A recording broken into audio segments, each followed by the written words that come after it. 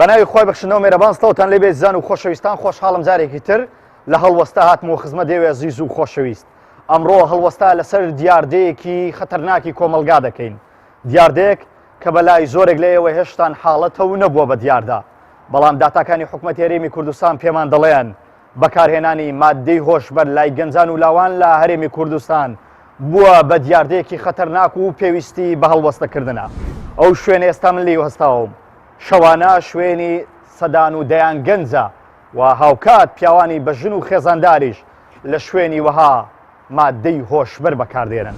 بۆ ئەمڕۆ لێکۆڵینەوە بە دوواداچوون دەکەین لەسەر هۆکارەکانی بڵاو بوونەوەی مادە هۆشبەرەکان لە هەرێمی کوردستان و بزانین چێ نەوانەی کە جیرۆدەی بەکارهێنانی مادەی هۆشبەر بوون.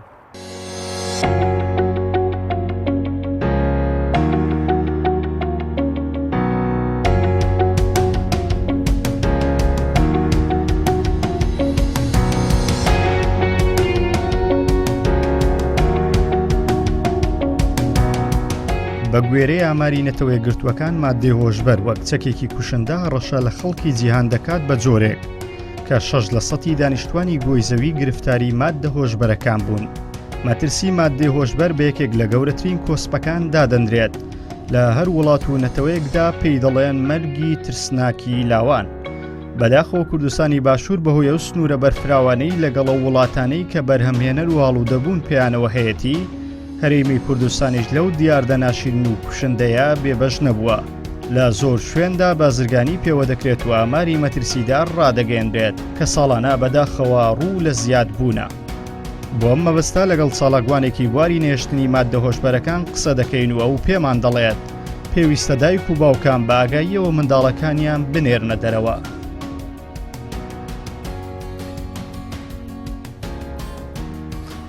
بەداخەوە بەکارهێنان و بازرگانیکردن بە مادەی هۆشبەر لە هەرێمی کوردستان بەپێی ئەو داتا و زانیاریانێک کە لە بەردەستی ئێمە ڕۆژ بە ڕۆژ ڕووی لە زیادبوون کردووە.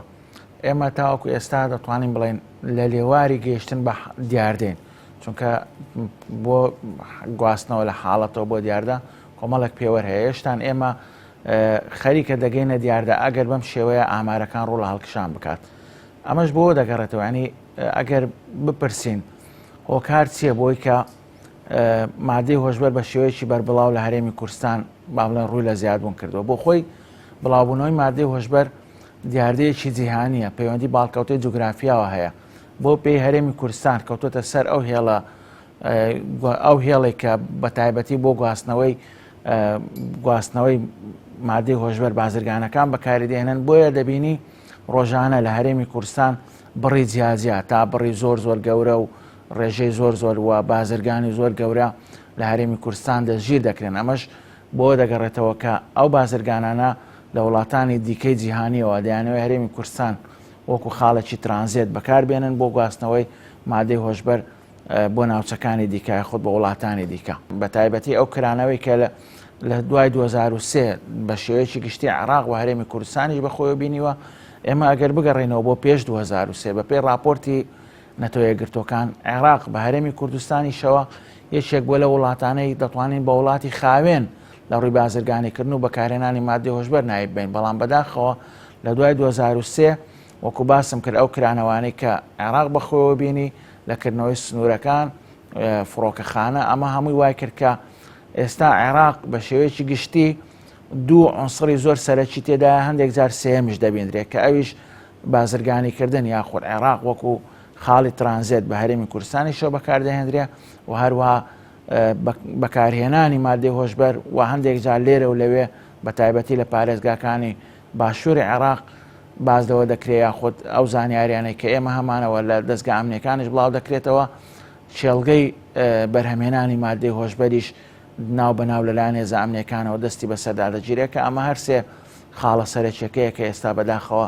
لە عێراقدا هەیە. تەمەنەکان جیاوازن لە تەمەنی بچووکەوە لە قوتابیانی ناوەندەکانی خوێندن لە قۆناغی ئامادەی لە تاواکو پەیمانگا زانکۆوە کەسانی بەتەمەن و ئافرەت بە هەموو تەمەنەکانی تێدایە بەداخەوە. ینی هۆکارەکان وەکۆی کە بڵێ چۆن توش دەبن ئەو کەسانە یاخود بە تایبەتی ئاسان دەستکەوتنی هەندێک لە مادەکان بە شێوەیەکی گشتی دەتوانین بڵێ ئاسان دەست دەکەون، هەندێکیان نرخیان کەمە، نرخیان بەراورد بە هەندێک لە مادەکانی دیکە. من نامەوێت زۆر بچمەنە ئەوەردەکاریانە، ڕەنگە نرخیان کەمتر بێ، ئەمەوا بکە بە شێوەیەکی ئاسانتر کەسێک بتوانێت و ئەمە ڕوونە، ینی کێشەی قەیرانی دارایی، بێکاری، ئەمانە هەمووی هۆکارن بۆ ئەوەی کە گرینگە بەڕاستی دایکان و باوکان بە تایبەتی ئەوانەی کە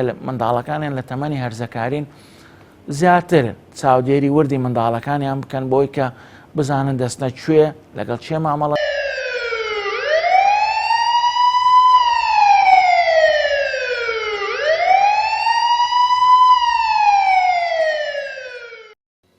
لە سەرەتای بەرنامە بۆ تەنم باس کرد کە بەکارهێنانی مادی هۆشبەر ئێستا لە حاڵەتەوە بووە بە دیاردا.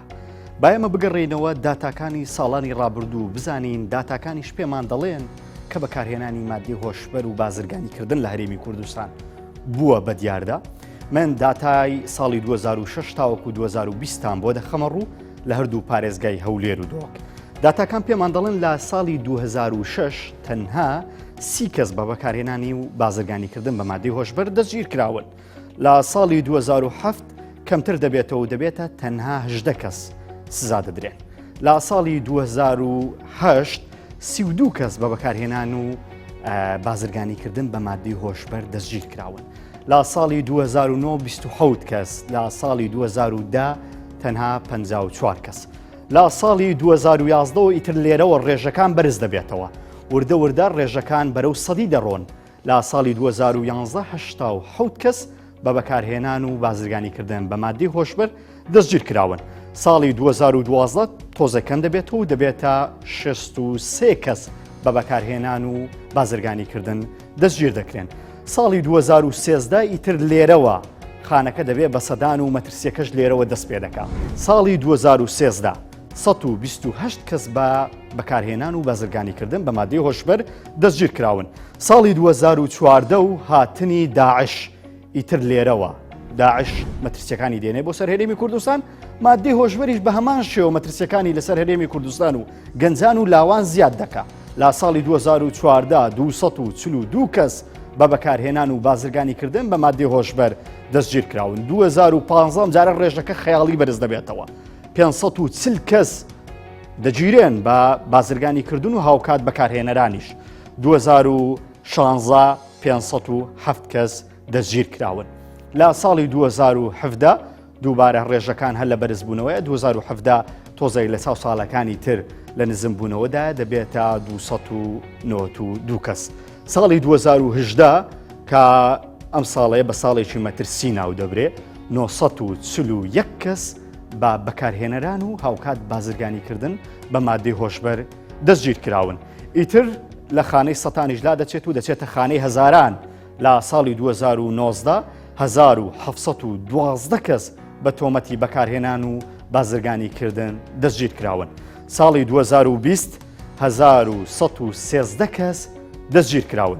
ئێستا کە ئێمە لە نێو ساڵی 2021 ئەمە ساڵی کۆڕۆنا بوو، هاوکات بە بەشێکی مانگەکانی ساڵی ڕابردووش ساڵی کۆڕۆنا بوو. لەوانەیە زۆرکتان بیرتان بۆ بچێت کە ساڵی کۆڕۆنا ئەم بەکارهێنانی مادی هۆشبەر و بازرگانیکردن پێوە کەمتر بووبێ.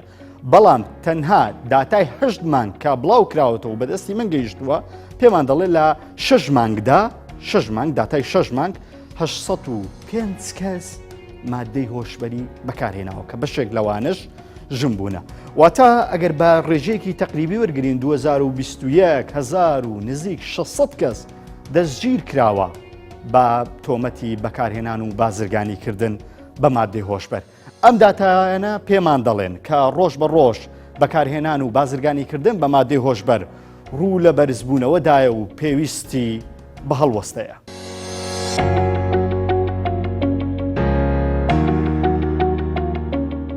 زۆرن ئەوانەی بە هۆکاری بەکارهێنانی مادەی هۆشبەر خێزان و خانەوادە و سەرجەم کە سوکاریان لە دەستداوە و دوای دەستگیرکردنیان لەلایەن هێز ئەمنیەکانی ئینجا بەهۆش خۆیان هاتوونەتەوە. بەڵام جیاواز لەوانە هەیەە دوای دەستگیرکردن و ئازادبوونیشیان دووبارە گەڕاونەتەوە سەر بەکارهێنانی مادە هۆشبەرەکان.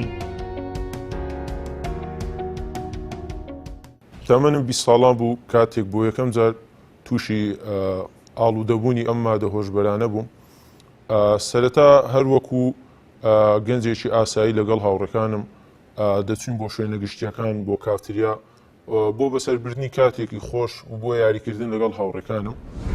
ڕۆژێکیان برادرەکەم شتێک پێناساندم، شتێکی پێپشاندام وەکو جغارەی بوو کە دەچێشرا بەکار دەهات. پێیوتم کە ئەوە ئەگەر بەکاری بینی هەستێکی زۆر خۆشت پێ دەدا، چۆن بڵێ وەد لێ دێ کە هەموو دنیا ئیتووە، وەکی بەهەشتی لێ دێ دنیا لە پێش چاوت، هەستێکی زۆر زۆر خۆشت پێ دەدا. زۆر بە باشی وەصفی کرد، شتەکە زۆر خۆش دیار بوو کاتێک وەصفی دەکرد بۆم و هانیدام بۆ ئەوی بەکاری بێنم و منیش جاری یەکەم بەکارم هینا. بەڕاستی هەستێکی زۆر خۆش بوو کە بەکارم هینا، ینی هەستێکی زۆر خۆشم بوو، هەستم دەکرد کە دەفڕم دنیا تاو لە پێش چاوم خۆش بوو. بۆ ڕۆژی دواتر بە هەمان شێوە ئەو جارە مادە چتکەی پێدەدام، شتێک چتکەی پێشاندام کە جیاواز بوو لە ئەوەی یەکەم و بە هەمان شێوە وەصفی کرد و لە پێش چاومی خۆش کرد و منیش بەکارم هێنا و زۆر زۆر لە ئەوەی یەکەمیان خۆشتر بوو. زۆر هەستێکی خۆشترم هەبوو کە بەکارم هینا، زۆر لەوەی یەکەمیان چۆن بڵێ چێژی زیاتر بوو. لۆ ڕۆژی سێم بە هەمان شێوە داوای مادەکەم لێ کرد بۆی بەکاری بینم، بەڵام ئەو داوای پارەی لێ کردم، گوتی ئەوە بەلاژ نیە تو ناتانی ئەوها بەکاری بینی. و منیش خانەوادەکەمە هەر وەکو خانەوادەیەکی ئاسایی کولفەمان پارەمان زۆر نەبوو و منیش بە ڕۆژانەکەی خۆم پارەم کۆ دەکردەوە، پارەم خڕ دەکردەوە تاکو بتوانم بەدەستی بخەم و ڕۆژانە لەو برادرم وەردەگرت و بە پارە لێم دەکڕی بەکارم دەهێنا. ماوەکی زۆر بەردەوا بووم لەسەری بەکارم هینا، توانیم تاو ئاڵوودەی بم و هەستێکی زۆر خۆشم هەبوو کاتێک بەکارم دەهینا. و ڕۆژێکیان لەگەڵ هاوڕەکانم لە ماڵی یەکێک لە هاوڕەکانم بووین، خەریکی یاریکردن و بەسەربردنی کاتێکی خۆش بووین. لە ناکاو هێزێکی ئاسایش بەسەر ئێمەیان دادا و دەستگیریان کردین و ئێمەیان بردا زیندان لەوێ دەست بەسەر کراین.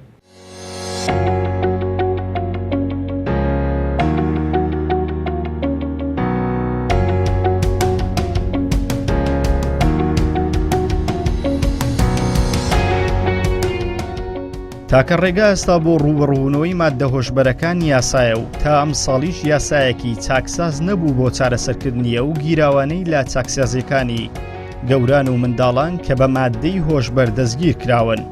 بەڵام یاسای ژمارەیەکی ساڵی 2020 بەرەنگاربوونەوەی مادە هۆشبەرەکان و کارتێکەرە عەقڵیەکان لە هەرێمی کوردستان چارەسەری باش و پێویستی گرتۆتە بەر. بەڵام تا ئێستا لەلایەن حکوومەتی هەرێمەوە بە بیانووی قەیرانی دارایی نەچۆتە بواری جێبەجێکردن.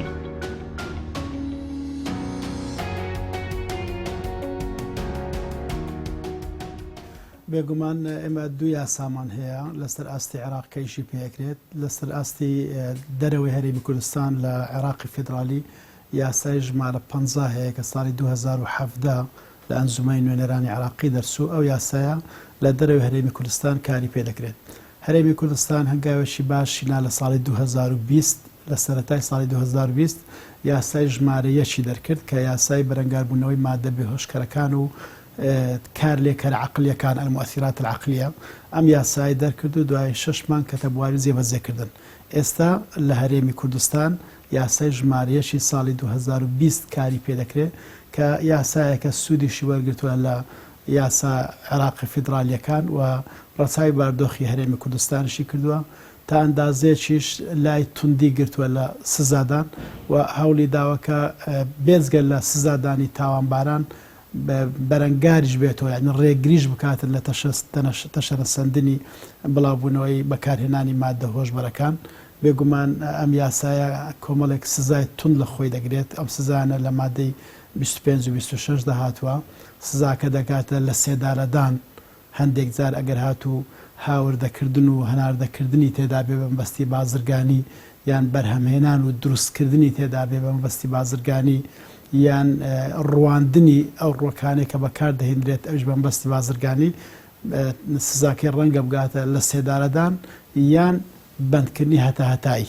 ئەوەش بەنسبەت ئەو مادانەی کە لە خشتەی ژمارە یەک داهاتوونە بێگومان مادە بێهۆشکەرەکان بە پێ ڕێکەوتنامە نێو دەوڵەتەکان پۆلێن کراون بۆ چەند خشتەیەک خشتەی ژمارەیەکیان کە نزیکەی 122 مادەی تێدایە ئەمانە مەترسیدارترین زۆری مادەی بێهۆشکەرن بۆیە لەسەر ئاستی هەموو جیهان بە خشتەی ژمارەیەک لە قەڵم دراوە ئەو کەسانێک کە بازرگانی دەکەن کە لە خشتەی ژمارەیەکدا هاتووە سزاکیان زۆر توندا دەگاتە لە سێدارەدان هەندێک جار دەبێتە موعەبەت بەڵام لە خشتەکانی تریان زۆرەکانی تری پێشێرکردنی یاسایەکە و بەکارهێنانی مادە خۆشبەرەکان سزاکەی لە بینی هەتایی هەتا زیندانی کاتیە و ئەگە تەنها بەکارهێنەریژبی تەنها بەکارهێنەریژبیتە یان هاان دەربی یان شوێنێکی بۆ دابینکردبی هەندێک لەو تاوانە بسوکانە بێ کە پەیوەندیان بە مادە هۆشبەرەکان هەیە سزاکەی لە نێوان 6 مانگ هەتاکو 2 ساڵە وێڕای غەرامەیەکی مادی زۆر بۆ گوتمان بۆ بازرگانەکان کە ڕەنگە حکومیان بگاتە ئیعدام یاخود هەتایی غەرامە مادیەکە لە نێوان 30 ملیۆن هەتا 90 ملیۆنە بەڵام بۆ سزا سوکەکان کە زیندانی کاتیە غەرامەکەی لە نێوان 15 ملیۆن هەتا 30 ملیۆن غەرامەی تێدایە ئەمانە ئەو سزا توندانەکە لە هەرێمی کوردستان لە یاسای ژمارەیەک ڕەنگی داوەتەوە.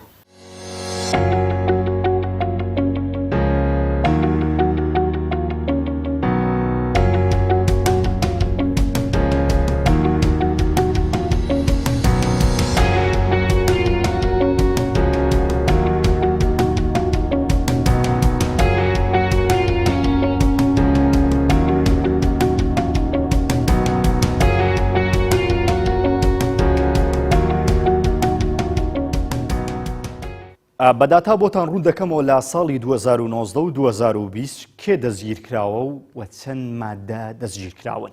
لە ساڵی 2019 1712 تۆمەتبار دەستگیرکراوە لە نێوان ئەو تۆمەتبارانە تەنها 530 کەسیان سزادراون. ئەم 530 کەسە بزانین چ مادەیەکیان پێوە بێگومان مادەکان زۆرا و زۆرن. لە نێوان ئەم 530 کەسە 203 کیلۆ و 16 گرام مادەی هۆشبەر دەستگیرکراون کە بەم شێوازەیە بوون 55 کیلۆ کریستال 115 کیلۆ هیرۆین 14 کیلۆ حەشیش دەستگیرکراوە 1 کیلۆ جامیکا ئەمەش دیارە مادەیەکی هۆشبەرە هاوکات 8 کیلۆ تلیاک هاوکات لەگەڵ ئەمەش دەست بەسەر بڕی 9215 شیت حەب گیراوە. لە ساڵی 2019 هەروەکو باسمان کرد ڕێژەی دەستگیرکردن کەمتر بووە بەڵام لێرە مادەکان زۆر زیاتر. ساڵی 2020 جیاواز لە 2019 ئامارەکان هەم زیاترن و هەم کەمترن. دەستگیرکردن 1313 تۆمەتبارە بەڵام سزادراو لێرە بووە بە 916 سزادراواتە 916 کەسیان دۆسیەکەیان لە دادگا یەکلایی بۆتەوە. لە نێو ئەم 916 کەسە 555 کیلۆ 740 گرام مادەی هۆشبەر دەستی بەسەرگیراوە کە بەم شێوەی خوارەوە بووە. 405 کیلۆ هیرۆین دەستی بەسەرگیراوە هاوکات لەگەڵ ئەمانەش 52 کیلۆ کریستال 9 کیلۆ حەشیش 1 کیلۆ جامیکا و 88 کیلۆ تلیاک دەستی بەسەردا گیراوە. لەناو بەکارهێنەرانی مادە هۆشبەرەکان زۆرجار حەبیش دەبینین حەبە پزیشکەکانیش بە زۆر بەکارهێنانیان دەبێتە مادەیەکی هۆشبەر کە تەنها لە ساڵی 2020 2734 شیت حەبی پزیشکی هۆشبەر دەست بەسەرگیراوە. هەموو ئەوانەی کە کەوتونەتە نێو بەکارهێنانی مادەی هۆشبەر بوونەتە قوربانی. من باسی بازرگانەکان ناکەم.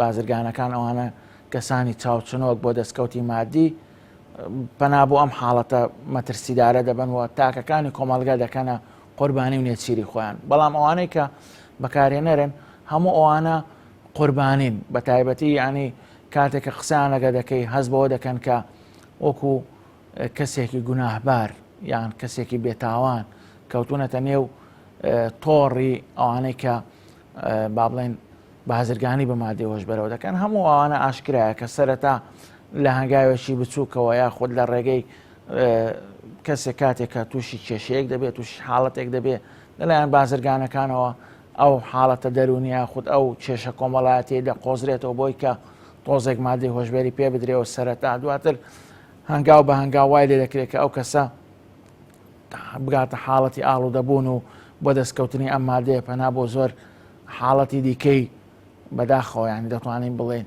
بۆ دەستخستنی مادە بۆی بتوانێت با بڵێن مادەکەی دەست بکەوێ پەنا بۆ ڕێگەی دیکەی ناشەرعی وەکو حاڵەتی دزیکردن، حاڵەتی بەدڕەوشتی، حاڵەتی با بڵێن هەڕەشەکردن لەسەر ئەندامانی خێزانی ماڵەوە، لەسەر دایک، لەسەر باوک بۆ دەستکەوتنی پارە. هەموو ئەم حاڵەتانە هەبووە بۆ بەرەنگاربوونەوەی مادەی هۆشبەر. بەرپرسیارەتەکە فرەلایەنەیە. ئەوەی کە ئێستا لە هەرێمی کوردستان هەیە زیاتر هێزە ئەمنیەکان بە تایبەتی ئاسایش ڕۆڵی سەرەکی پێس پێدراوە یاخود ئەرچی سەرەکی کەوتوتە سەرشانی ئەوان. ئێمەش لە پاڵ ئەوان ئۆکۆ ڕێکخراوەکانی کۆمەڵی مەدەنی کاری با بڵێن بڵاوکردنەوە ڕۆشنبیری وەشیاری لە نێو تاکانی کۆمەلگا بڵاو دەکەنەوە. بەڵام لێرە ئەوە دەڵێن بەرپرسیارەتەکە فرەلایەنەیە، چونکە بابەتی بەکارهێنانی مادەی هۆشبەر یاخود بازرگانیکردن پێی بەرپرسیارەت فرەلایەنەیە، هەم لە ڕووی ئابووری، لە ڕووی کۆمەڵایەتی، لە ڕووی ئاینی، لە ڕووی یاسایی. بۆیە ئەرکی هەموو لایەکمانە بە تایبەتی مامۆسایانی ئاینی لە ڕوانگەی ئاینیەوە چۆن باسی با بڵێن حرامبوون یاخود لە ڕوانگەی ئاینیەوە باسی ئەو بکەن کە کاریگەری ئاینیەکانی. ئابووری ناسێک دەبێت لە ڕووی ئابووریەوە باز لە زیانە ئابوووریەکانی بکە، یاسا ناسێک لە ڕووی یاساییەوە، کۆمەڵ ناسێک لە ڕووی کۆمەڵایەتی و کۆمەڵناسیەوە. هەموو ئەم بابەتانە لە ئەنجامدا پێکەوە ئەو بەرپرسیارەتی هەڵبگرین و پێکەوە کار بۆ بڵاوکردنەوەی وەشیاری لە نێو کۆمەلگا بکەین بۆی لانی کەم نێڵین زیاتر با بڵێن مادەی هۆشبەر بڵاو بێتەوە لە هەرێمی کوردستان. ئەمەی کە ئێستا لە هەرێمی کوردستان هەیە دەتوانین ناوی بنین هەنگاوێکە بۆی تاکەکانی کۆمەلگا بەرەو ئەو ئاراستەیە ببن کە وڵاتێک لە داهاتوودا دروست بێت تاکەکانی بەشێکی زۆریان ئاڵوودەی مادەی هۆشبەر بن. گەنج بزانێ چۆن هەنگاو دەنێ بەرەو ئایندا و لەگەڵ چێ مامەڵە دەکا، لەگەڵ چی هەڵسوکەوت دەکا، چۆن هەنگاو دەنێ. ئەمە یەک. دوو، دایکان و باوکان زیاتر بایەخ بە منداڵەکانیان بدەن و زیاتر چاودێریان حاڵەت هەبووە لە ئەنجامی متمانەی دایک و باوک بۆ منداڵەکانیان و ئەو گەنجە یاخود ئەو هەرزەکارە بە شێوەیەک ئەو متمانەی قۆستوەتەوە یاخود ئیستیغلالی ئەو متمانەی کردووە پەنای بردووەتە بەر بەکارهێنانی مادەی هۆشبەر. دواتر دەرکەوتووە کە ئەو گەنجە یاخود ئەو هەرزەکارە بەداخەوە نەیتوانیوە لە ئاست گەورەی متمانەی دایک و باوکی دابێت و بەداخەوە بۆتە بەکارهێنەری مادەی هۆشبەر.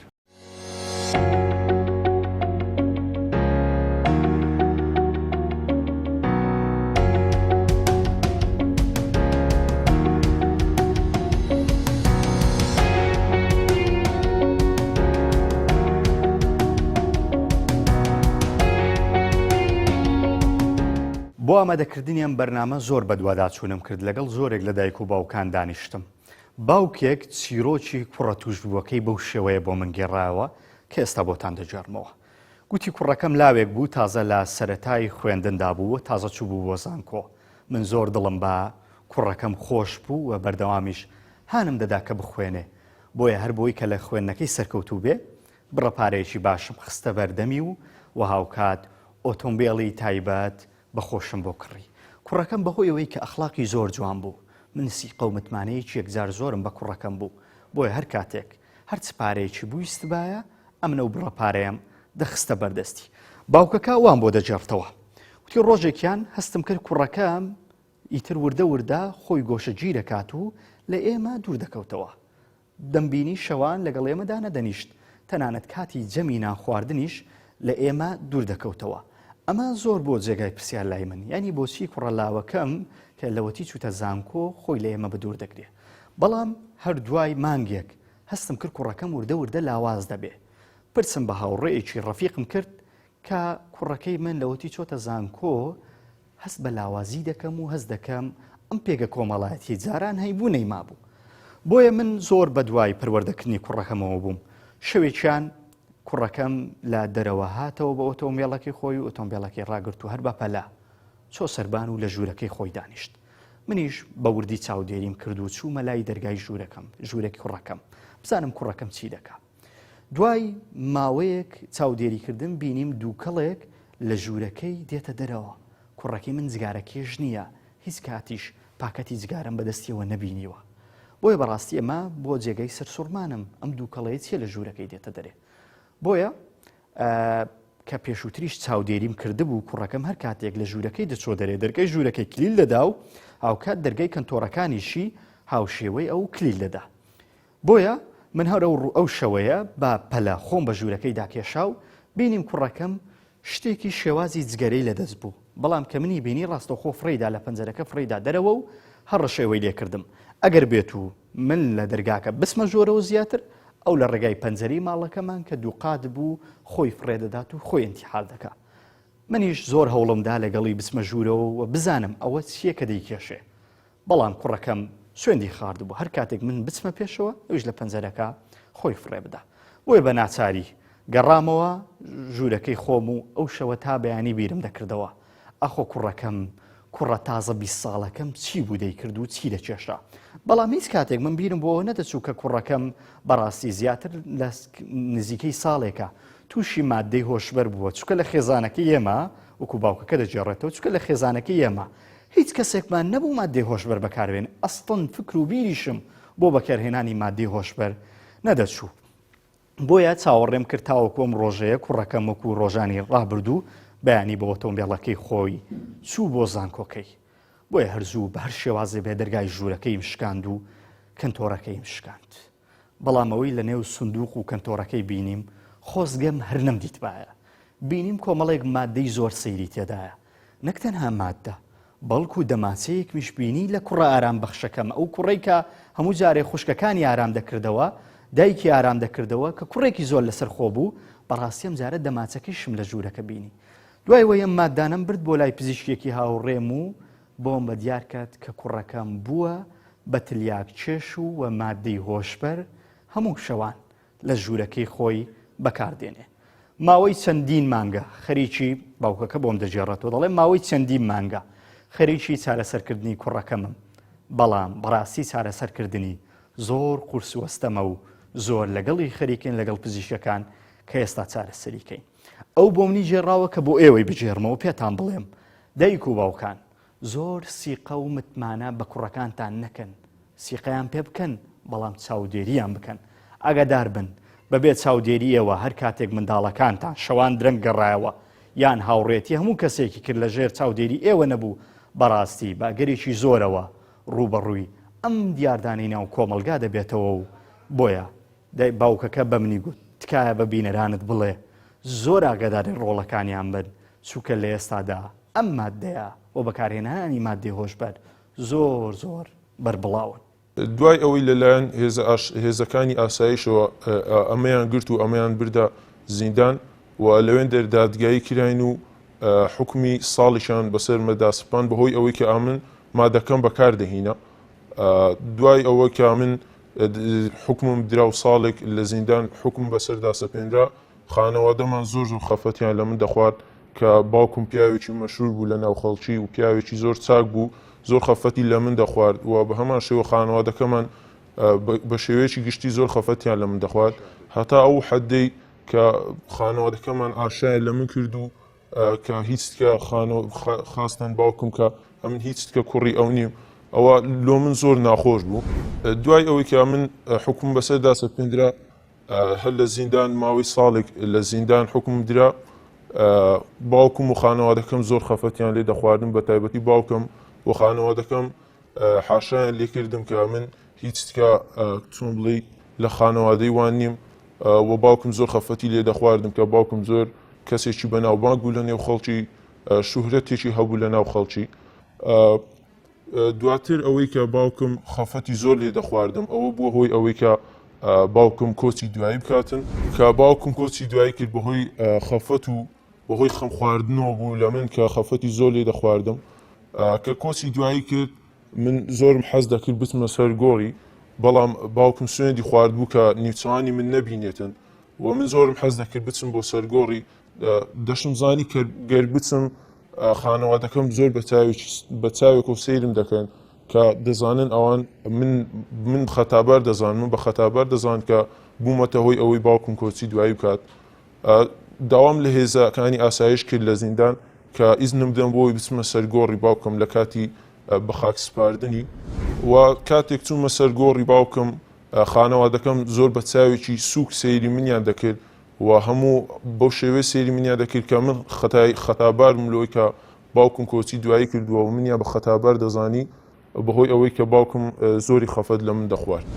دوای ئەوە لە ساڵی 2017 عەفوعامێک دەرچوو و من لە زیندان ماوەکەم 8 مانگ بوو ئەو کاتێ لەوێن دەربووم کاتێک ئەو عەفوعامە دەرچوو من لە زیندان بەربووم و بەڵێنمدا کە هیچ تکە نەگەڕێمەوە سەر بەکارهێنانی ئەو جۆرە مادانە و هیچی دیکە بەکاری نەهێنم و زۆریش پەشیمان بووم کە لەوەی بەکارم هێنا. دوای 2 مانگ لە ئازادبوونم لە زیندان دووبارە گەڕام و لای ئەو هاوڕێیانم کە پێشتر لەسەر دەستی ئەوان فێر بووبووم کە ئەوان هانیان دابووم بۆ ئەوەی فێر ببم و ئەو جارە بە شێوەیەکی تر هاتمەوە نێو بەکارهێنانی ئەو جۆرە مادانە کە ئەو جارە ینی بە شێوەیەکی تەواقوڵ هاتمەوە ناوی وام لێ هات کە بازرگانی بە مادەکان بکەم لە هاوڕێکانم وەربگرم هەم بەکاری بهێنم و هەم بیدەم بە هاوڕێتیکە و برادەرەکانی تکەی چاردەورەی خۆم فێر بکەم.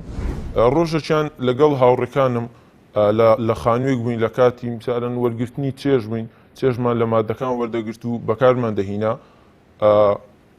هێزێکی ئەمنی بەسەر ئێمەیان دادا و ئێمەیان دەستگیر کرد و من بەتایبەت مادەیەکی زۆرم لە دەست گیرا کە ئەوە بووە هۆی ئەوەی لە کاتی دادگایکردنم 16 ساڵ حکم بکرێم بەهۆی ئەوەی کە مادەیەکی زۆرم لە دەست گیرا بوو و پێشووتریش کە بەهۆی ئەو بەکارهێنانی مادەکانەوە دەستگیر کرا و ناوم هەبوو لە لای هێزە ئەمنیەکانەوە و حکمی 16 ساڵم بەسەردا سەپێنرا و ئەو کات تەمەنم 24 ساڵ بوو. چۆن بڵێ لە تەمەنێکی تاو گەنجی خۆمدا بووم بەڵام بەهۆی ئەوەی حکومەکەم زۆر بوو تەمەنی گەنجیم هەموو لە زیندانی بەڕێ کرد و بە هۆکاری ئەوەی حکومەکەم زۆرە کە من تەمەنم 24 ساڵە 16 ساڵیش حکم درام تەواوی تەمەنی گەنجیم دەبی لە زیندان بەڕێ بکەم. ئەوەی ئێستا من زۆر ئازار دەدا زۆر خەفەتی لێ دەخۆم ئەوەیە کە لە کاتی مەهاجە هیچ کەسێک نایە سەردانم بکاتن، هیچ کەس لە خانەوادەکەم نایە سەردانم بکە و بێ ئەحواڵ پرسیەکەم بکاتن. ئەویش بەهۆی ئەوەی کە بەهۆی ئەو مادانەوە کە من دەست بەسەر کراوم و حکم دراوم لە زیندان و زۆر خەفەت لەوە دەخۆم کە هیچ کەس نایە سەردانم بکاتن لە کاتی مەهاجە و هیوادارم گەنجەکانی ئەم سەردەمە بە دوورکەونەوە لە بەکارهێنانی ئەو جۆرە مادانە و بەتایبەت برادەری خراپ کە لەو ڕۆژگارە لەو سەردەمە برادەری خراپ کەسی یەکەمە بۆ ئەوەی هانت بداتن تووشی ئەو جۆرە مادانە ببی.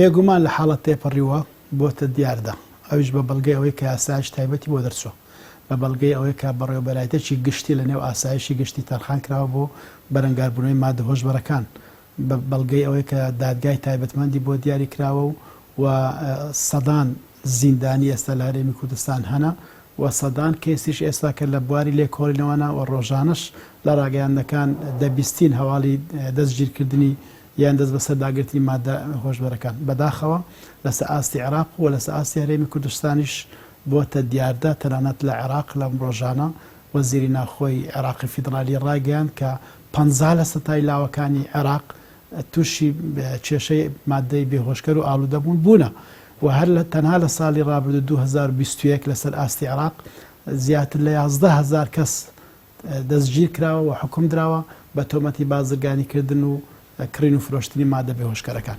لە ئامانزەکانی یاسای ژمارەیەش سال 2020 لە مادەی دوودا هاتۆ یەک لە ئامانزەکانی ئەو یاسای ئەوەیە کە بەکارهێنەری مادەیان ئالوودەبوونی مادە بێهۆشکەر قوربانی سەیرەکە ئەو نەخۆش سەیرەکە هەوڵی چارەسەری دەداتن.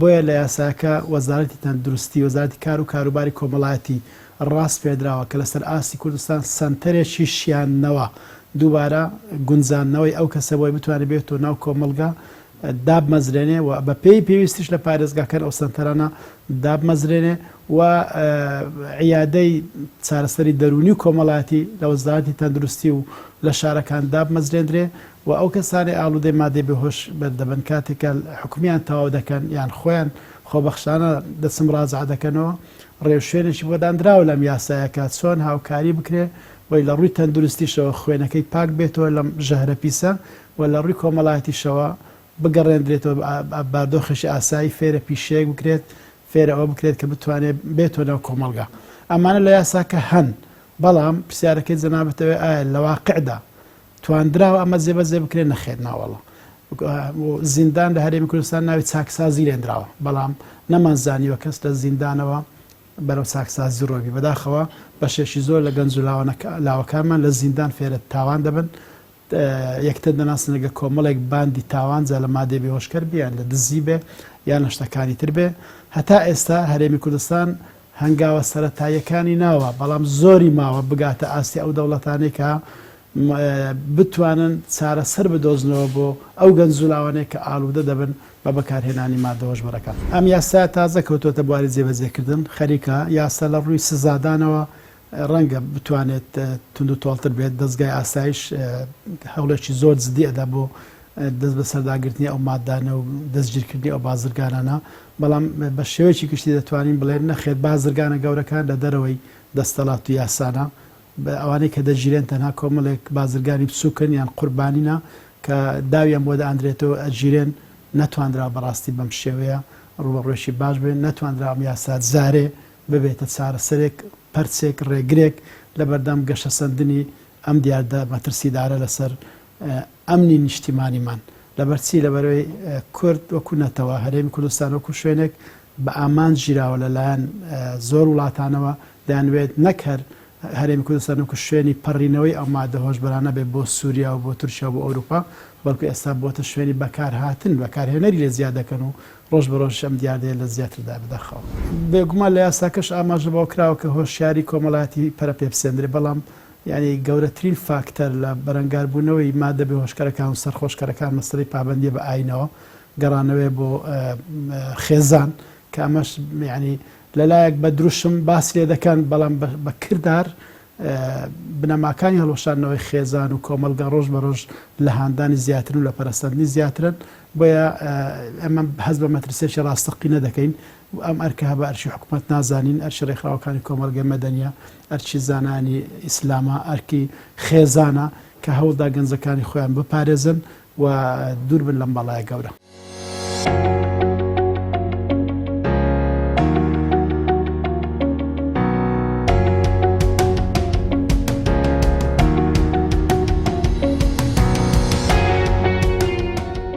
مادە هۆشبەرەکان وێ ڕایزیانە مادی و جەستەییەکانیان هاوکات دەیان کێشەی کۆمەڵایەتی و لێکترازانی خێزان و تێکچوونی شیرازەی کۆمەلگای لێ دەکەوێتەوە.